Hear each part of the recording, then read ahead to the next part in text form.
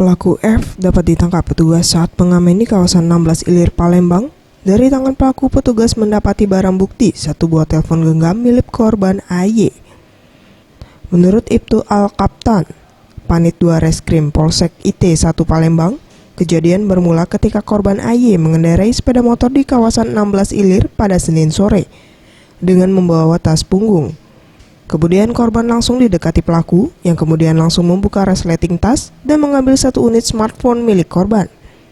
Setelah sadar menjadi korban pencopetan, AY langsung melaporkan kejadian tersebut di Polsek IT1 dan keesokan harinya pelaku langsung ditangkap petugas. Saksi korban berjalan di 16 Ilir dengan membawa tas punggung mengendarai kendaraan sepeda motor.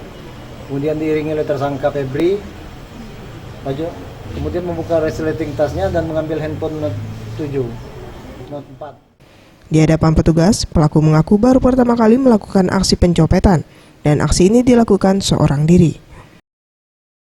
Nah, keluarga kak? Ya. Dewean kau. Kalau tiga pacet nyopet kan? Kalau ngamen kau? Iseng bae kak. Akibat perbuatannya, pelaku dikenakan pasal 362 KUHP terkait pencurian dengan hukuman penjara maksimal 5 tahun. Anugrah Santi Pratama, Sriwijaya TV.